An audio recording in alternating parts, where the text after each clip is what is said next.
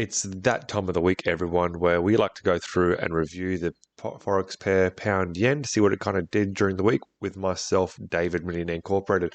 I hope you all had a very good week trading, that you implemented new strategies or implementing strategies, being more consistent, and just kind of testing out new things if you're new to the space and demo trading and getting kind of a feel for how the actual markets move. Because as you can see here already, if you're just quickly looking at this, there was quite a significant move down at the end of this week. So let's dive into it. Now, remember, guys, this is not financial advice. This is just my view of what the market did during the week and a bit of a review of what it had done and where you could have actually taken trades from, just to kind of see what was actually going on. So let's jump into it. And as always, guys, remember as well, don't forget, if you're liking this content, smash that like button. Leave me a comment, say, hey, I'd love to hear your views and thoughts of the pair itself as well. And if you're new to the channel, don't forget to subscribe as well. All right, so I kind of left the arrows here from the end of last week to see what could potentially happen during this week. So I'll quickly delete those. So I was saying at the end of last week, either I was going to respect this area here at this 154.72 and move higher, or reject it and move lower. Now, quickly delete those. So you can kind of see the start of the week was a little bit messy. Kind of opened lower, came higher, couldn't keep going higher, came back down lower, and actually tested this zone again here. So you can kind of see, I'll just actually extend that out so you can actually see it a bit more clearly.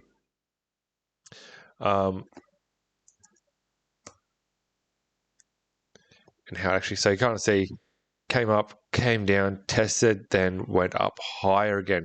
So you could have actually taken a trade from that area. So let's try and jump down to the lower time frame with a 30-minute time frame, then see where we could have actually taken a trade. So you can see around these two candles here on the 30-minute, it kind of exhausted. So you could probably taken it off the second 30-minute candle, because the first one is still quite bullish, and you probably wouldn't want to have taken it off that alone. So let's enter a buy trade just there. As always, guys, 40 pip stop loss, 80 pip take profit, 2-to-1 risk reward. And as always, if you're new to the channel, I always like to say 2-to-1 risk reward at minimum. You can actually have made that a lot smaller, up to about, say, 20. So that would have increased that to about almost a 4-to-1 risk reward. But just for argument's sake, leave that at a 40 pip stop loss for now. So you can see, let's jump back up to the 4-hour time frame.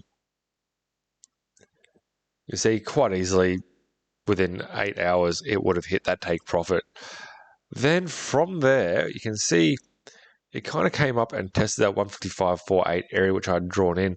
But I'm going to actually delete that because it's probably not the best zone to look at. So you probably would have looked at this area just here, where it's kind of found a bit of a bottom, bit of support, respected it a little, almost respected it just there, just kind of missed it. Then as it came up, tested it, couldn't break above, closed below. You see, came all the way down, came back up, tested again, and then just kind of tanked. And you could also almost argue the point that it kind of respected this area over here initially before it broke below, because you can kind of see it came down, rejected off that. Potentially some people would have looked at that as a bit up buy for the go back up higher. I actually was. So I didn't actually take too many trades this week. I took trades, but I ended up having some minor losses. So wasn't the best week for me. I kind of sat in the sidelines more so than anything. I actually missed this entire move down. But yeah, you can see that was kind of respecting this area on the weekly just here. So this is actually a weekly zone from way back, almost 3 years ago, I think it was. So you can kind of see, respected this, came back up, tested one more time before it came down. So same thing again. Let's jump down to the lower time frame. Let's see what it actually did on the lower time frame. So you could probably have taken off this entry just here. Let's go to a 30-minute time frame. Let's see if we can get a better entry.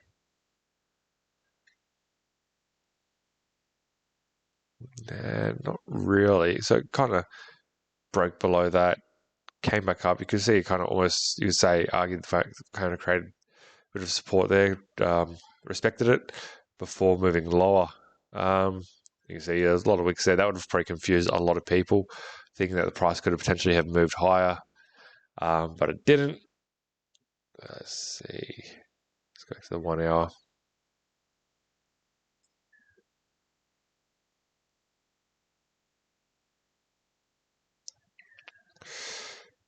Yeah, it's not the clearest to kind of take an entry from, so that's probably why I would have actually missed it. Probably the clearest space you can actually take an entry from is where it actually broke below this 154.75 area, came back up, tested it before it kind of completely tanked lower. So this zone of that 154.45 area had been tested a couple of times, so it was bound to break lower. So like I said, it's not the cleanest kind of entry, so that probably would have been the best case scenario here for you to take an actual trade.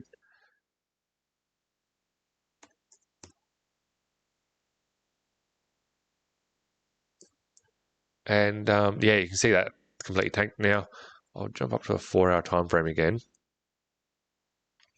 Because this area here was so messy, you would have expected price to just completely have moved through that. So you would have been wanting to look for areas of support or resistance where it had been respected previously. So I was talking about this area just here where it's on a daily time frame. Let's go daily time frame to show you what it looks like.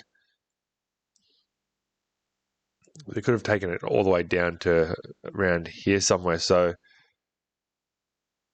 that would have been probably your best bet as a zone to actually look for. In that sense, you would have made about 150 pips from that one trade. And you can also almost take it from, let me just make this a little bit larger so I can probably maneuver around here a bit more easily. Off this candle just here. So you can see, came up, tested that area, wicked lower, couldn't break above before it actually moved all the way down. And I think that was probably on a 4-hour time frame as well. So you can see that area just around there. So that would have actually probably been the best case scenario for a short entry. So I'll actually add that instead.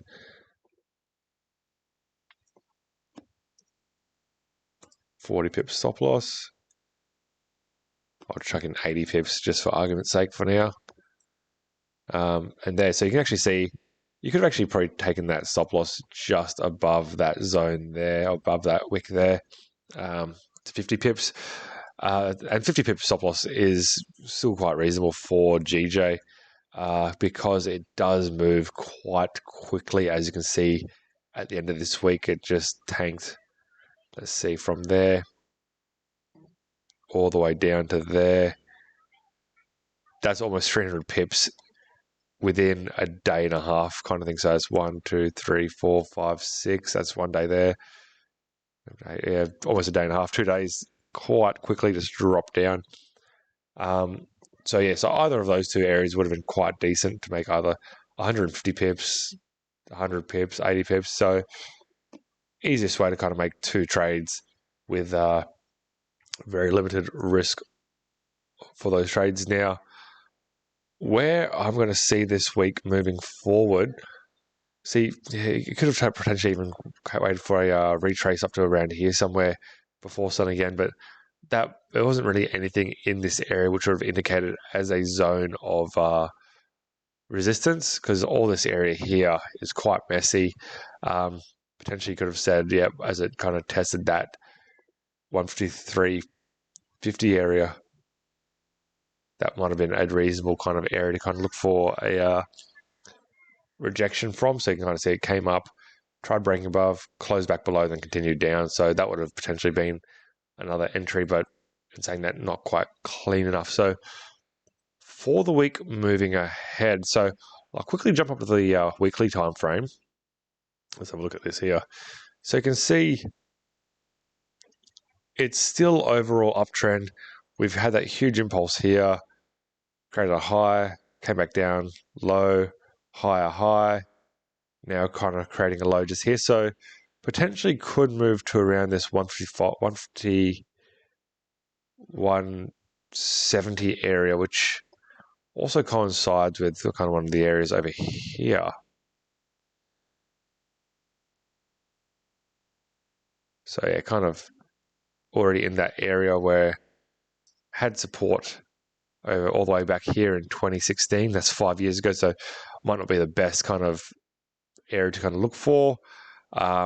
This potential area here, 130.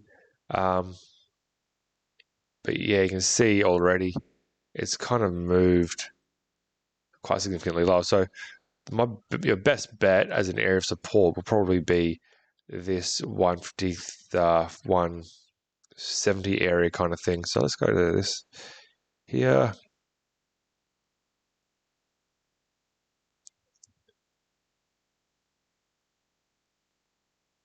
Oops. Let's go here. 155.75. Let's just make that a little bit thinner.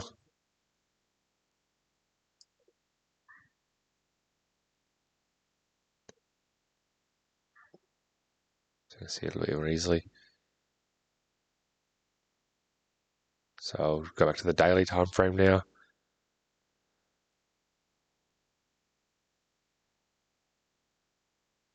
So you can see already it's had a couple of spots where it actually kind of respected. So let's jump to this here again.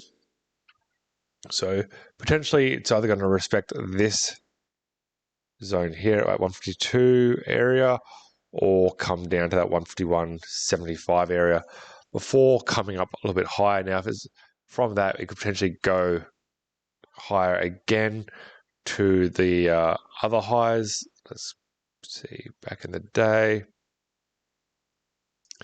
So it quite hasn't reached that high of that week at about 156.70. But in saying that, that was quite a strong bullish, bearish move down. So we could actually see it just continuously move down. So kind of come down, break through all of that. So to actually get some arrows in here so you can actually see a bit more clearly. So could potentially either, 1 second, come down here to test this area here and then move higher to around there, here somewhere, or somewhere around here. So probably around that area there before moving lower again to this area here. Or it could just continue to melt lower. So this is why I always like to look at price action, see how it actually acts at the zone. So you can see here, 1 second.